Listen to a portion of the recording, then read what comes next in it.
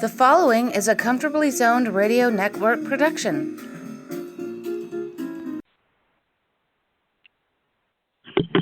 Welcome back to the Retro Rangers podcast. I'm your host, George Grimm, and I'm joined this evening by the Zigzag Man himself, Ralph Tyko, the leader of our little band of podcasters. As we welcome our guest, the noted author, raconteur, and tennis player, Mark Scoop Malinowski. Mark has written numerous books about tennis. He's been published in tennis magazines. He's also written about hockey and boxing, and we're happy to have him on the show. Thank you very much, George. Happy to be here and reconnect after many years of being colleagues together on Blue Shirt Bulletin. Yeah, that was a long time. And thank you. I've been out there for Thank you guys for having me. So I'm privileged to be a guest on your show, George. And wow, you really outdo yourself as a producer, especially tonight. Well, I hope it turns out okay. So, right. Scoop, why don't you tell us how you got started writing and playing tennis? I didn't even know what tennis was when I met Chris Evert, and that was, I was about 7 or 8 years old. My dad had a business trip for vice principal of Mawa High School. We were in Boston, Sheraton Hotel, and my parents said, "Hey, that's Chris Evert, the tennis player." And I didn't even know what tennis was at the time, and they never played tennis, so just go get her autograph. She's a famous tennis player. So me and my brother approached her. I was about 7. My brothers were about 6, and she was sitting on the couch. I still remember, and just lounging. It was in the morning, and what struck me was how nice she was to me and my brother. And she became the first crush in my life. And then years later, she was just so nice. Just really, really liked her. And then became aware of tennis a few years later somehow. I don't remember exactly, but watching it on TV and Chris Evert, and wow, there's that girl who was so nice to us in Boston, and became a fan of the sport that way, and watching her and having that little personal connection to her, and then taking a liking to Jimmy Connors, the intensity. He played like a boxer and like a hockey player almost, and then tried to play tennis a few years later after that, like 12, 13, and didn't get any coaching or anything. We just would go down to the courts and play. And sorry about the sirens. We got the fire trucks whizzing by. And then began doing biofile interviews right after college, and got my first newspaper, Morristown Daily Record, then started getting media credentials and being able to cover local tournaments like the Mawa Pathmark Classic, which had Monica Seles and Jennifer Capriati, and then U.S. Open, and that's how I got into tennis. It's a pretty good start. Unique, yeah, definitely unique. Yes. And a great memory of Chris Evert. Wow. As a little kid, impressionable as you were, you got her spirit. And that made you perceptive. Yeah, yeah. She was a really inspiring, endearing champion. Really, really, really liked her after that. And then in 1992, my first year as a professional reporter, I actually got a chance to do a phone biofile interview with her, and that was another thrilling experience. And I remember during the interview, her favorite movie was The Sound of Music. She would always watch that, and one of her childhood ambition, she was a teacher's pet, she said. And then also a memorable answer, I remember I asked her who are some of her favorite athletes that she'd like to watch. That wasn't a question that reporters asked sports figures back then. And I asked her her favorite athletes that she'd like to watch, and she named a few, Joe Montana, and she said, "Oh, these are great questions." She really liked that question. And it's like inspiring for a young reporter doing something different. Just a great experience every time connected with Chris Everett. Wow. And you got to develop a style that was working, that you got good feedback on. You asked interesting questions, and people were happy with that. So that's terrific. Before I turn it back to George, let me ask you one question. How is hockey and tennis not the same, but what are the things that make a good tennis player a good hockey player, and vice versa? I'll word it that way. Ultimate athleticism to succeed in both of the sports. It takes so many different skills to excel. The skating, the speed, the shooting, the checking, the physical, the perseverance in hockey. And tennis is a similar thing. The forehand, the backhand, the movement, the anticipation, the big serves under pressure, the overheads, making the volleys, the endurance in the fifth set. And it's a lot of I've discovered that a lot of professional hockey players are avid tennis players, and they really love tennis also, and also vice versa. Just met Ben Wilson this year. I did a biofile with Ben Wilson earlier this year, and we've become kind of friendly since then. And he was known as a top fighter and a good defenseman in the NHL for the Flyers back in the late 70s, 80s. And I found out he loves tennis, and we talk tennis sometimes, and he sounds like an expert. He really watches it and analyzes it. And you also know some tennis players like Sebastian Korda, who is now a top 35, 40 player in the world, the son of Peter Korda, who won the Australian Open. It was number 2 in the world back in the 90s, and he wanted to be a hockey player. And I've seen videos of him shooting and skating. And so I think the hockey and tennis players are maybe the ultimate athletes. Yeah, well, there's a lot of hand-eye coordination involved in both sports, and you have to move your feet. You have to be able to move your feet without tripping over yourself, because there's a lot of movement in both sports, and they go hand in hand. Ralph, why don't you tell us how you met Billie Jean King? Oh, wow. I'll bore you a little bit because the story is more interesting to me than it is to anyone else. I was either on a honeymoon or a pre-getting married, and my father's first cousin was a guy named Saul, and he bought the New York sets, or the New York Apples, one of the two. Converted the name. In a long story short, they had while I was back visiting from the Air Force, they had a luncheon for the team, and Billie Jean King was on it, and Fred Stolle was the coach, and the ex-wife and I got into a conversation with Billie Jean King. We were in our very early 20s, and she said, either you got married or you were going to get married. She says, why? Just made me laugh, and I couldn't tell her other than family pressures. What can I tell you? And that's what it was.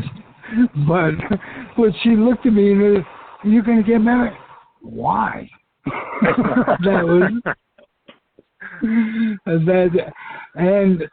that I remember. And my father's cousin Saul gave a speech, and he talked about buying the franchise.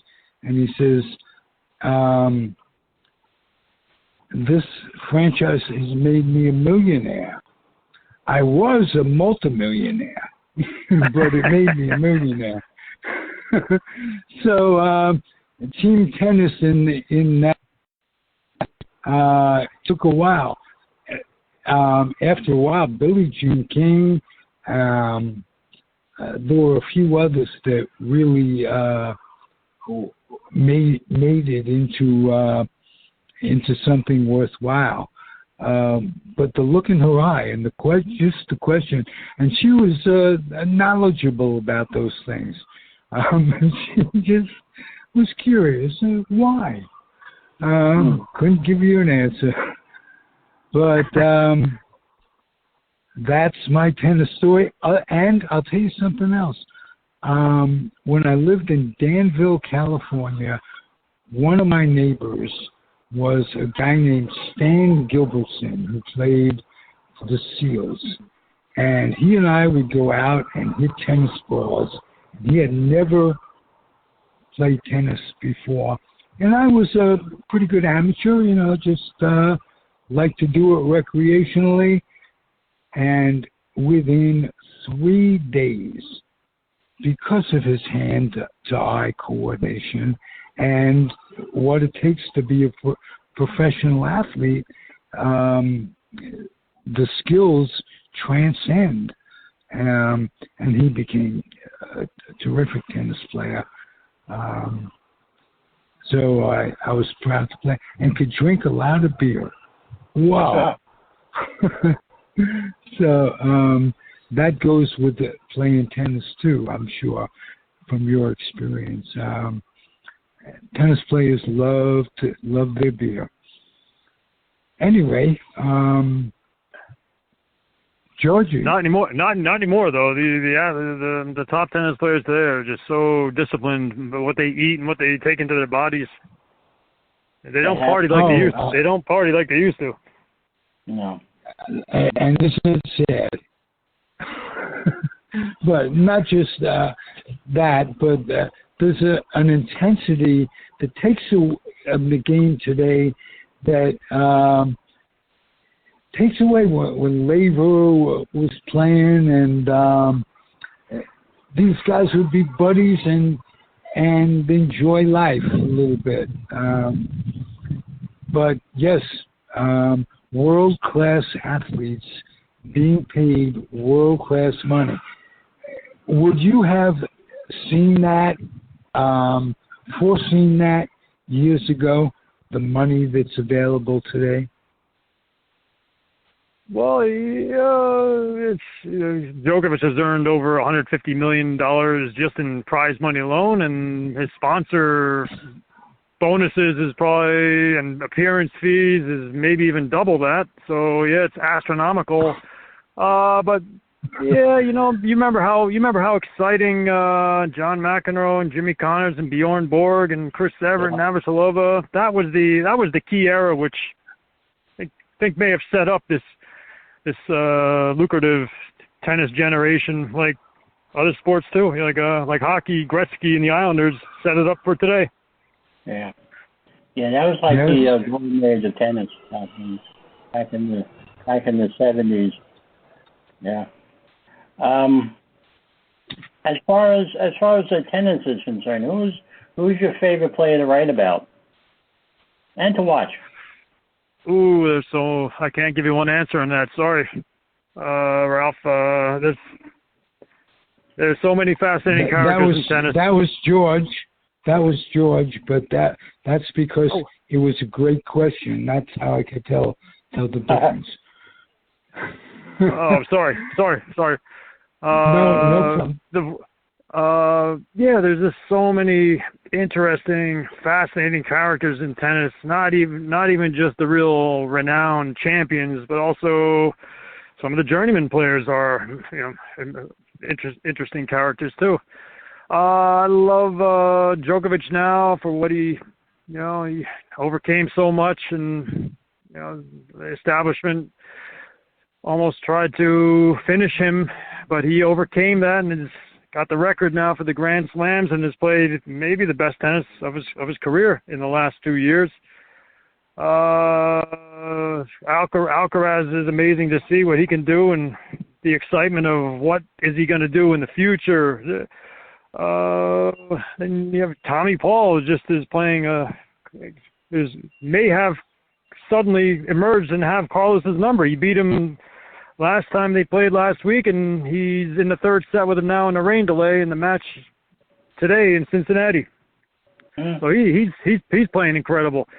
And then there's going back in history, there's so many great interviews I've had, and Marcelo Rios from Chile, the number one player in 1998 for 6 weeks. What a beautiful player he was, and a really interesting character too. Didn't really like dealing with the media and the fans, but he was such a beautiful player on the court. Roger Federer often cites him as one of his big inspirations when he was a youngster. Oh, there's just so many.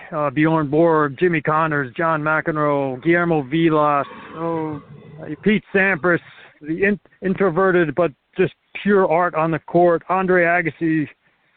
There's so many fascinating characters in tennis, and also on the women's side too. Monica Seles, Billie Jean King, Chris Evert. The list goes on. What about you mentioned Agassi. Do you have any insight into how he was raised? And he seems to have demons. He seems to have what? Demons. He's. I remember reading his book, and he was tormented by an overachieving father and tennis coaches and what have you. What has he overcome to get to the place he's at now? Did you like the book Open on Agassi? I did. Wow. The most revealing autobiography or biography, I can't tell which, or don't remember which, I've read ever for an athlete. Fantastic book. I agree. That's one of the best sports books ever read, and it was so good you almost wish that it was 3 times longer. Didn't want it to end. Right. And I know there's a lot of exactly. Yeah. And I know some stories related to Agassi in his career as a junior and pro, involving other players and hijinks and parties and funny activities. That book could have been 3 times longer. There's so many colorful escapades that Agassi has been involved in on and off the court. It really could have been longer. But getting back to your question, Agassi was born to be a champion tennis player, and I don't think he ever had a choice to do anything else. His father wanted him to be the tennis player and the champion, and against all odds, he did it. And all the pressure that was on him, and tennis is maybe the hardest sport to achieve big success in. There's so much, the pool of competition is so much, there's so many tennis players out there striving all over the world. They think boxing is tough to make it in, but their pool of competition is so much smaller than what it is in tennis. And Agassi overcame all that and all the big expectations. He fought through it, and he failed in his first, I think it was 3 or 4 Grand Slam finals. And then he finally did it, won Wimbledon in 1992. And then the rest is history. He kept on going, and he kept on going till the very end. He said in that book that he hated tennis, but that's not true. If he hated tennis, he would have quit and never came back. And he played tennis until his body couldn't do it anymore. So that shows that he loved tennis. But yeah, boy, now he's becoming a pickleball player. Yeah. I saw McEnroe on some clips as a pickleball player. Speaking of hands, oh my God, he could have been a Sugar Ray Robinson type thing. wow. I idolized McEnroe. I knew he was a spoiled brat, but what are you going to do? You can't be serious. Yeah. No, you can't. Chalk flew up from the line. No, yes, that was his shtick, and that would work for him. He I did a book on McEnroe also, Facing McEnroe, and I interviewed 50 players who played him, and the basic theme from most of the players was that McEnroe would use the arguments and the controversy with the officials as a way to change the rhythm of the match he was losing. I remember Paul McNamee said he would only if he was down a break or it was 3-3 in the first set, you knew John was going to do something. If he's up a break and a set and a break, nothing's going to happen. So it was a smart way to stop a match and freeze a guy, and then he loses his rhythm, loses his momentum, and McEnroe was a match that. But he's also a great player too. Yeah. Incredible player. Okay. Thank you for that. Who's your least with favorite that tennis player? And McEnroe. That was interesting. Yeah. Oh, I enjoyed that. As you had mentioned Vilas. Now I remember back in the 70s, there used to be on WNET, Channel 13 here in New York, New Jersey. On Sunday nights, they used to have championship tennis, and Vilas would play, and Harold Solomon and Bud Collins would call the play-by-play, and it was always from somewhere up in like Massachusetts or New Hampshire, and that was very entertaining tennis to watch back then. Let me ask you: have you ever met any of the old guard like Rod Laver or John Newcomb or Virginia Wade or Ross Platana? Have you ever met any of those people? I've interviewed all of them except for Laver. I still have not had the chance to interview Rod Laver, and I even chance to interview Don Budge. Don Budge is the oldest great champ. Wow. Yeah, he was at. They invited him to the opening ceremony for Arthur Ashe Stadium in, I believe it was 1997. He was living in eastern Pennsylvania at the time, and I was walking by the hallway, going back to the media center and Ashe Stadium, and I recognized there's Don Budge. Wow, I didn't even know he was going to be there. And he was waiting. He was waiting on the line, for the thing to start. In a bowel just off the outside. It was, an entry hallway to the stadium. He was just waiting in line for the whole thing to start, and he was standing next to Gabriele Sabatini, and they had nothing to do, just waited. So it was a perfect chance to interview him, and I asked Don if he would do the bio file, and he happily, nicely did it, and I picked to do it with him over Sabatini. I kind of regret. I wish I could have got both of them, but Don Budge was it was amazing to listen to his stories and the legend. Go back and one of the most memorable thing from the interview was he said two things. He said he had like over 1,000 trophies in his attic at his home. Over 1,000 tennis trophies, and also one of his neighbors, when he lived in Philadelphia, challenged him to play ping pong, and they finally played ping pong, and Don said he beat him easily with his left hand. I guess he could. Yeah. These guys are all wizards. All these pro tennis players. I mean, they hit billions of tennis balls their whole lives. They're all wizards. I wonder how big the wall plays in the average tennis player's life. Do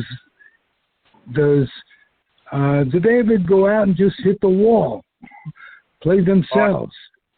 I've heard many stories talking about walls. Patrick McEnroe would play 5-set matches against the wall when he was a kid.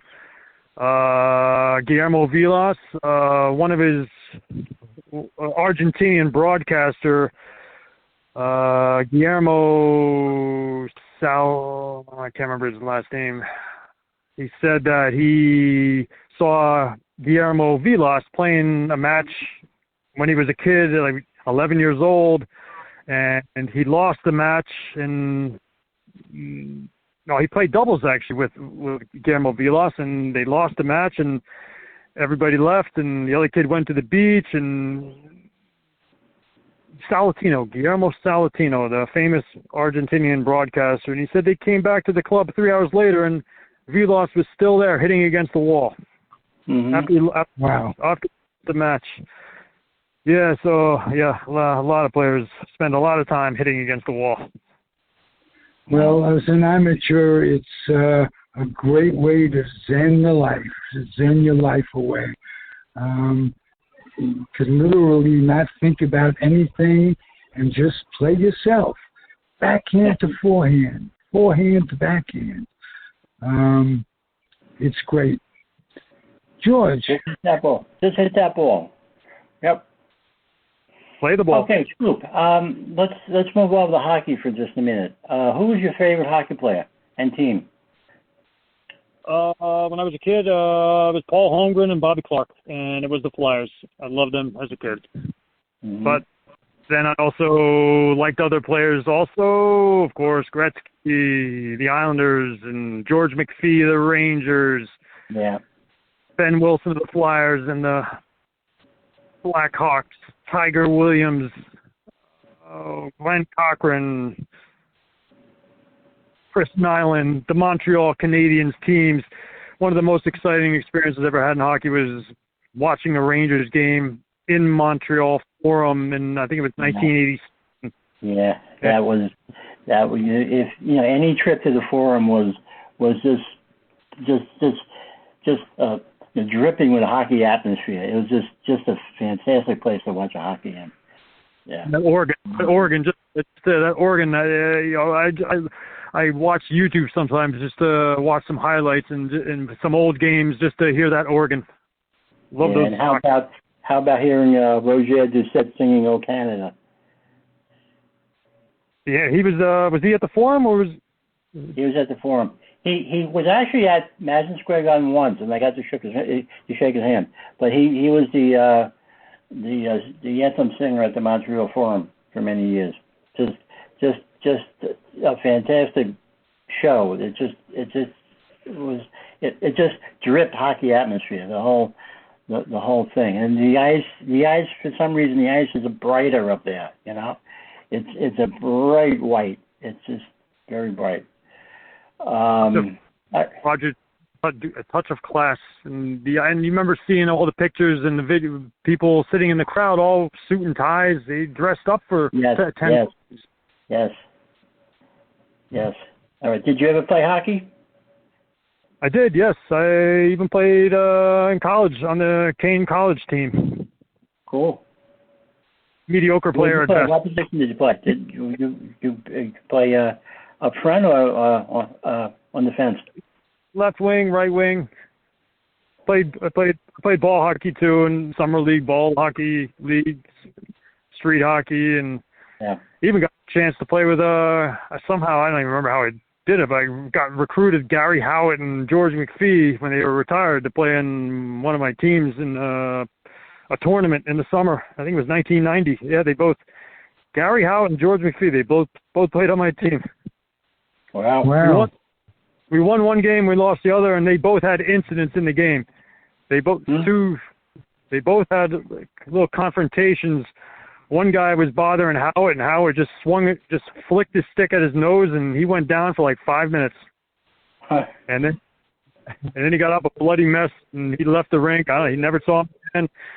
He was doing something to Gary Howitt, and you don't mess with those guys like Gary Howitt and George McPhee. And then the other guy, McPhee, was around the net, and he didn't do anything to the goalie, and this guy decides to push George McPhee into the goalpost, and he's moving the goalpost, and I was on the bench at the time, but McPhee told him, if you do that, I'll take your eye out. I believe that's what he said. That's a And pleasant this was little like a thread. charity game, I guess, right? This was like a charity game, or just a. No, it was a ball hockey tournament in South Mountain Arena in West Orange, New Jersey. Some teams even came from Canada. Oh my God, the level of talent of these teams. We won one game, we lost the other game, but I had never seen anybody play ball hockey like that, and these teams were amazing. But Yeah. no, just a local tournament. No charity thing, but there were some tough players in these games, and they decided to test themselves against the very best. Some of these, McPhee and Howe were two of the toughest players in their eras, really, and they learned quickly. You do not mess with those guys. Yeah. What about the Book of Joy? You wrote a book about. You asked people what brought them joy. How did that come about? Oh, it's just an idea that I thought. I have access to so many different people and some sports people and celebrities and all different sports and media. I just got the idea. Let me just ask a few people what brings you joy, and just see what happens. See what kind of responses I get, and friends and strangers and regular people. I just decided to ask as many people as I could and collect all the answers and put them together. And some of the answers were really amazing. Some were really simple, but also amazing in their own way. And I decided to just go ahead and make the book of it. And I got about over 50 answers, and champion boxers, media, successful businessmen, friends, strangers, rock stars, models, and I just put it all together, and it's a fun read. It's a quick, light, easy read. Yeah. What an interesting premise. And it's got to make you happy to read it. that sort of thing. Wow. How about you, Scott? What brings you joy? Yes, you're asking me what brings me joy. What brings you joy? A lot of things actually, but so many things. Learning something new, meeting time with a great friend, seeing pure happiness. Seeing somebody overcome severe adversity and prevailing. Somebody rock bottom, reaching the heights.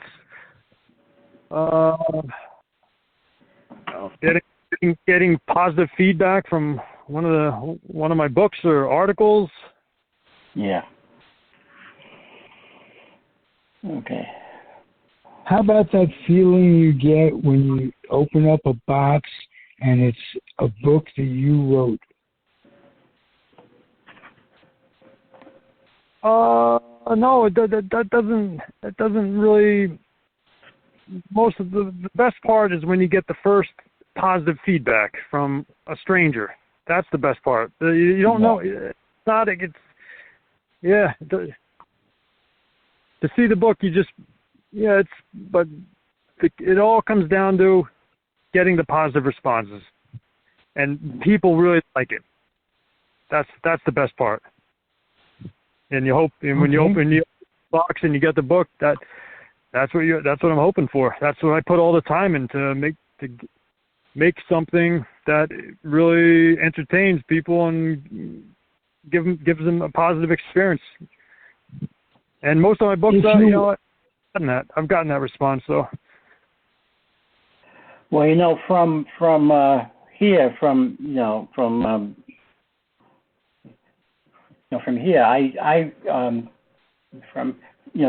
things I see you post on Facebook and such, I really think you have a wonderful life.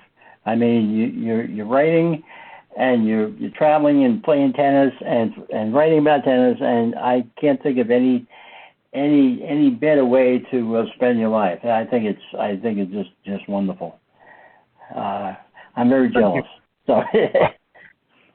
Well, thank you very much. Yeah, it's there's always ups and downs and things that don't always go according to plan. But yeah, it's in general, I'm happy with the life, and Yeah, can't beat it. very very grateful and appreciative that I'm able to do the things I really want to do.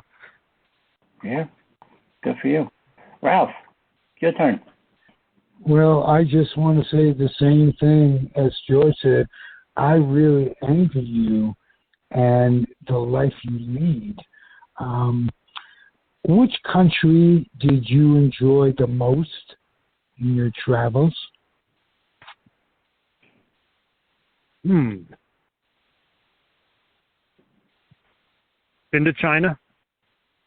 Been to London. Canada. Mostly traveling United States. I mean, it's really exciting to be anywhere, really. We went all over China. The girlfriend, and we spent 2 weeks all over China. She's Chinese. And that was really exciting, but it's also exciting hiking new trails in New Jersey or bike ride in Florida. I haven't been to South America. I haven't been to France. I haven't been to Russia. I haven't been to Poland. A lot of places still to go, but some places I really love in America. Newport, Rhode Island is an incredible place. It's a beautiful city, and oh my God, it's just gets better every year going. And they have the ATP tennis tournament there every July right after Wimbledon. Sarasota, Florida, and Bradenton, Florida is one of the America. Jersey has best New York City, the best and worst of everything. That's a hard question to answer. In one day you could get that. It doesn't, not over the course of a lifetime. How about you guys? Do you travel? Where's the best place you guys have been to? Your favorite place you traveled to? I know this is gonna sound silly, but I landed in Alameda, California, some 30 years ago, after spending the previous 20 years in and around Sacramento, the East Bay, but Alameda itself, and I'm not from the Chamber of Commerce, but it really is Google it and find out why people want to live here. It is really terrific. And there's no humidity, and it's 71 pretty much year-round. And it's like 9 miles from San Francisco when it could be 51 in temperature. So I'm just happy here. When I was in the Air Force, they'd asked me where I wanted to be stationed. I had already gotten to California, and I said, right here is fine, thank you. There was a war going on, and khaki wasn't my style. So life turns out good if you ask for what you want. And most times you get it if you ask nice enough.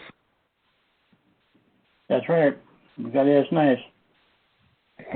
Right, and ask enough people that, like George and I wrote a book together. So we talk about this often. You take shots at goal. They don't always work out, but it's cathartic to take a shot. And no goal has ever been scored without a shot taken. And that's the philosophy I got from working with George, which, incidentally, if I haven't told you enough, a pleasure of my lifetime. Thank you, sir. Oh, thank you. Which book was that? It was in a vat of pine tar. It's a collection of a podcast that Ralph conducted over a number of years with guys like Peter Gollenbach, Hal Bach,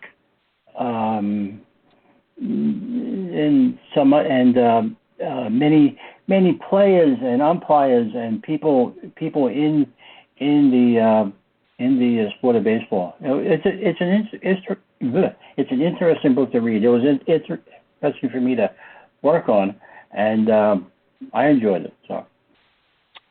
Well, have you ever read any of George Will's books on baseball? He wrote a book that with exactly our premise, but we wrote it with interesting people. And it's just that little difference right there. We loved writing it. We loved talking about it. And again, for me, that moment of opening up the box and there's our book, it made my lifetime. So when I got my copies of both of my hockey books, I opened up the box and I just looked at him. I couldn't touch him. I couldn't pick him up and touch him. I just looked at him and said, "Wow, I did that."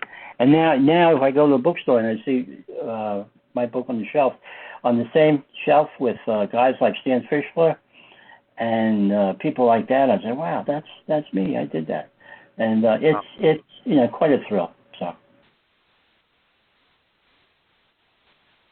I have another book coming out soon too about the Frank Boucher era of the Rangers. That'll be out in about 2 months, I guess, once it gets moved around and edited. So we'll see how that goes. So Ralph, any closing thoughts? Well, I'd just like to tell you how grateful I am that I had you two guys on, or you had we two guys on.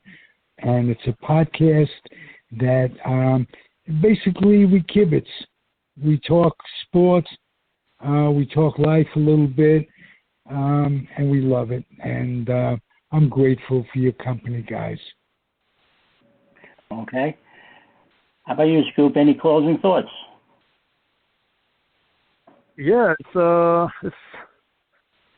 really thank you very much for inviting me to be a part of this nice three-way conversation with two people I've never met before, and kind of reminds me of almost like being on the Dick Cavett show, almost in a roundabout way.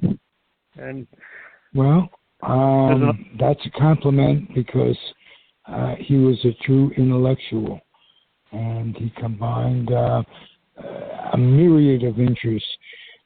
The best Dick Cavett I've ever heard was not with Groucho, that was decent, but with Muhammad Ali in the early years. So you might look for that on YouTube. Which I just looked about Muhammad Ali. I got to disagree with you, Ralph.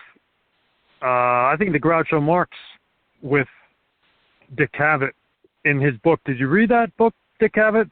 It's called Cavett. No, I didn't. Oh my God.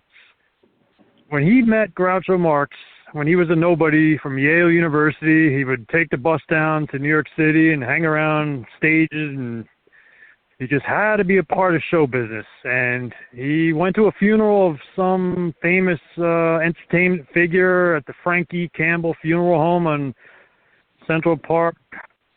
Boom, there was Groucho Marx, and he standing outside the street with two other friends, and he made a comment, and Groucho responded, and they just kind of instantly connected. And Groucho invited young Dick Cavett out for lunch, and they walked down. I think it was the Plaza Hotel, and Dick Cavett wrote about this, and it's all in detail in his book, and it's so good I've read it about 10 times over and over and over. Just the whole story, Dick Cavett meeting Groucho Marx, and the way he writes it, and the way Groucho was to him, and they continued a lifelong friendship. Oh my God, you guys got to read this.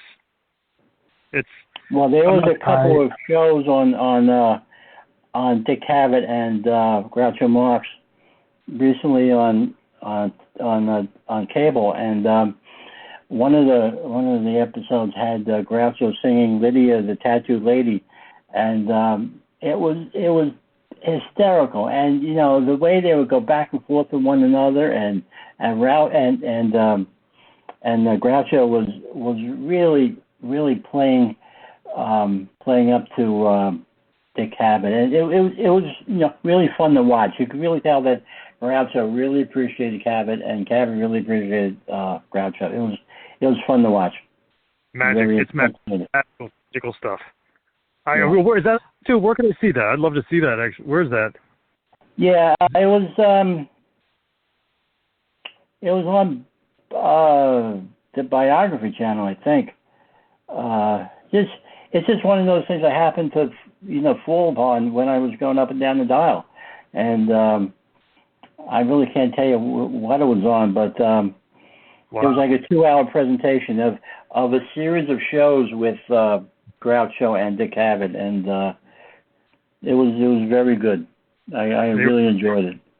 They were very, very close. They were like kindred. They were like showbiz family. Special relationship. Yes. And Dick, at the end of Groucho's life, when he married the younger woman, Dick commented on that and how he wasn't sure that she was right for him, but she made Groucho happy, so it is what it is, So, but it was very, very, very interesting. I enjoyed it. So the book Cavett, it's by Dick Cavett and Chris Porterfield. The title is just Cavett. It came out in the 70s. I think it'll be one of the best books you ever read. I have to check it out. Okay. Beautiful. Hey, thank you guys again. We're coming to the end time-wise. Close us out, George, if you would. Scoop, thank you very much. You're invited back anytime you want. Anytime you got a book to push or just want to talk, you let me know.